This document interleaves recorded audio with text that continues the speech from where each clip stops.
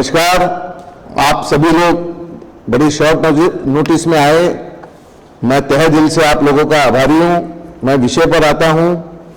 35 साल राजनीतिक में काम करने के बाद माननीय प्रेम शर्मा, जो आज इस दुनिया में नहीं हैं, जो खेतवाड़ी के विधायक थे और मैं 16 साल का उनसे जुड़ा था, उनके जाने के बाद मैंने खेतवाड़ी युवा मोर्चा का अध्यक्ष पद संभाला।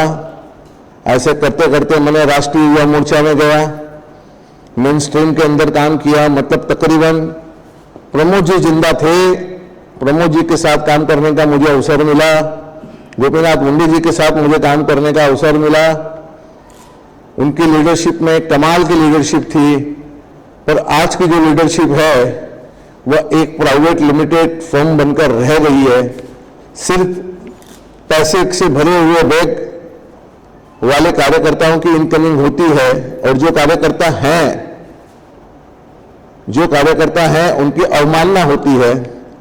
तो मैंने कल मेरे एक विषय में कहा था कि कार्यकर्ताओं की अवमानना से लेकर महापुरुषों तक की अवमानना करने का काम भारतीय जनता पार्टी के कुछ नेता करते हैं। अब चंद्रकांत दादा ने इतनी बड़ी बात कह दी कि अंबेडकर जी, साहू महाराज भीख मांगकर स्कूल बनाए। जो किसी के भी दिल में लगने वाली बात है, जो कोई हिंदुस्तान का 200 करोड़ आदमी इस बात को मानेगा नहीं, और उसके बावजूद भी उनकी पार्टी में उन पर कोई एक्शन नहीं हुआ। मंगल लोढ़ा ने तो शिंदे सीएम की, जो सीएम हैं, जो शिंदे जी हैं, उनकी तुलना छत्रपति शिवाजी महाराज से कर दी। जब ऐसे बयान आते हैं तो दिल दुखता है, मन दुखता है कि इस पार्टी को 1985 से, जब 2 विधायकों की ये पार्टी हुआ करती थी, हमने झंडे डंडे लगाकर रात रात वड़ा पाव खाकर चुनाव लड़े। चुनाव में पैसे नहीं होते थे, घर के 2-5 हज़ार रुपये लाकर चुनाव में देते थे कैंडिडेट को और चुनाव लड़ा जाता था। मुझे आज भी अच्छी तरह याद है, कॉरपोरेशन के चुनाव में घर जाकर कैंडिडेट ढूंढते थे और उसे कहते थे, आओ भैया चुनाव लड़ लो। आज पार्टी बहुत बड़ी हुई है, पर पार्टी के कुछ नेता ने पार्टी को कहीं ना कहीं गुमराह किया है। मैं तो ये कहूँगा कि भारतीय जनता पार्टी दूसरी कांग्रेस पार्टी है। कांग्रेस के नक्शे कदम पे चलती है, नक्शे कदम पर चल रही है, और इसमें कार्यकर्ताओं की जो अपमान और उन्हें तकलीफ देने का काम मंगल प्रभात लोढ़ा और आशीष शेलार जैसे लोग करते हैं। आशीष भी मेरा कलीग था, लोढ़ा जी मेरे से बहुत 85 के अंदर भारतीय जनता पार्टी में 95 में भारतीय जनता पार्टी में आए, और मैंने उनको डिस्ट्रिक्ट की पॉलिटिक्स और मुंबई की पॉलिटिक्स दिखाई और सिखाई। मैं बहुत दुखी मन से ये कहना चाहता हूँ कि पार्टी में हजारों कार्यकर्ता पूरे हिंदुस्तान में मेरे मित्र हैं, और जो मेरे मित्र हैं वो हमेशा मेरे मित्र रहेंगे। वह कभी भी मुझे याद कर सकते हैं अपने दुख में, अपने सुख में। मैं उनके लिए खड़ा हूँ।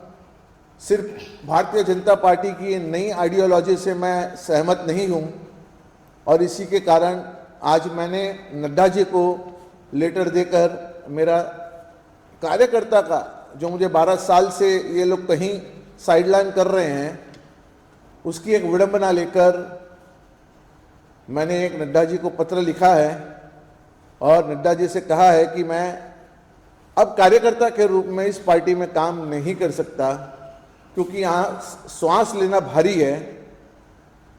लोढ़ा इतना एरोगेंट हो चुका है, आशीष शेलार इतना एरोगेंट हो चुका है, और उनके आका, लोढ़ा के आका माननीय देवेंद्र फडणवीस तो सिर्फ इनकमिंग पे भरोसा करते हैं। वो शोक खोखा ओनली ओके क्या है, वो एक जो स्लोगन है वो उन पर भी कहीं ना कहीं लागू होता है। प्रसाद लाड़, राम कदम, कृपा शंकर सिंह, ऐसे कई लोगों को बुलाया जाता है, एमएलसी दी जाती है, विधानसभा के चुनाव की टिकटें दी जाती है, पदाधिकारी बनाए जाते हैं। और जो 35-40 साल से भारतीय जनता पार्टी में जो काम कर रहा है वो आज भी रोड पर घूम रहा है, जो एक कमिटेड कार्यकर्ता है। तो ये सारी बातें हैं। और मैं इस विषय को बहुत लंबा न खींचते हुए, मैं आकाश जरा झंडा दे देना मेरे को, खाली दे दे, बस उतना ही कर, झंडा निकाल दे। और मैं आज से इस पार्टी से मेरे सारे नाते तोड़ता हूं, और सारे नाते तोड़ता हूं। मैं आगे की मेरी जो भी राजनीतिक होगी वो मैं आपको बताऊंगा। मेरे को दे दे झंडा निकाल दे। तो सर पार्टी के विचारधारा से आप एक मिनट मैं इसके बाद मेरे जो दोस्त हैं वो हमेशा मेरे लिए वेलकम रहेंगे जो पार्टी के अंदर हैं, और सबसे ज़्यादा संघ परिवार। इसके बाद भी संघ परिवार मुझे जहां बुलाता था और जब भी बुलाएगा तो मैं आऊँगा। और संघ परिवार को छोड़ने का भी मुझे बहुत दुख है। दुख इसी बात का है कि आप ऊपर के नेताओं को आप सेव करते हैं और कार्यकर्ताओं का ध्यान नहीं रखते।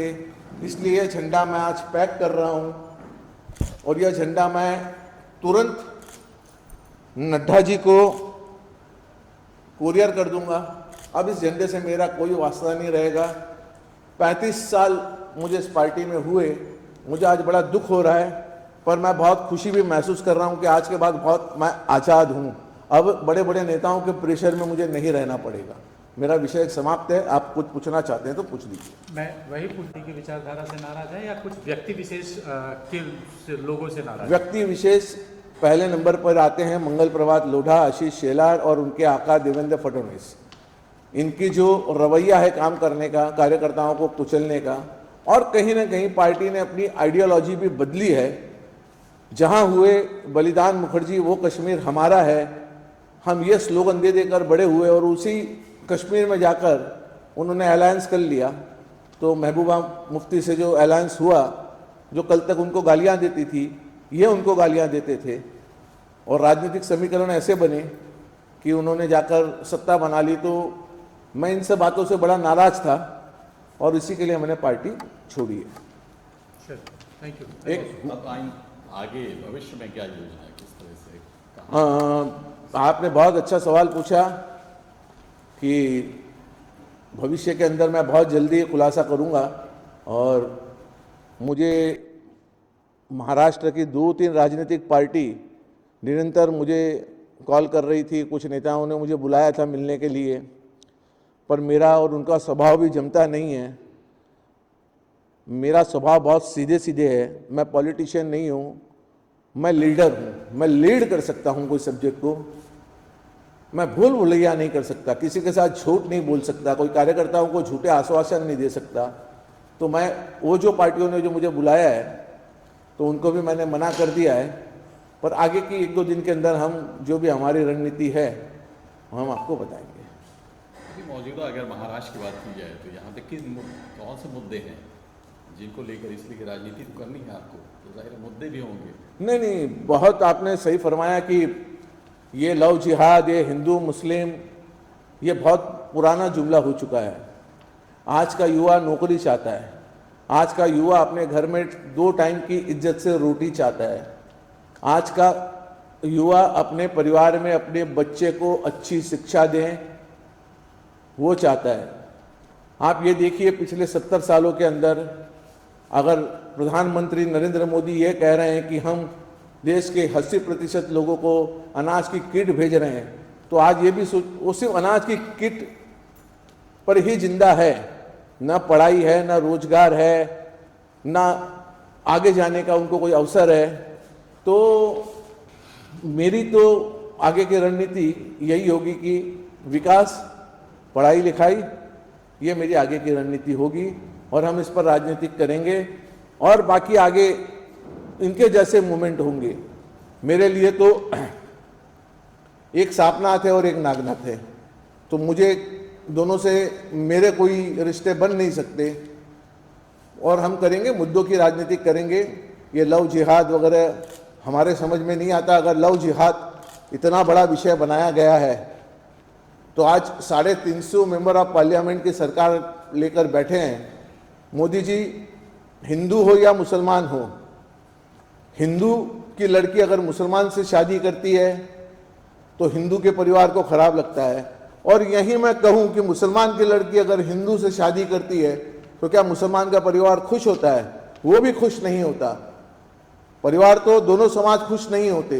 जब दोनों समाज खुश नहीं होते तो आप एक कानून बना लीजिए। इतने कानून आपने धारा 370 बनाया, ये बनाया, वो बनाया, कि हिंदू और मुसलमान में शादी नहीं हो सकती।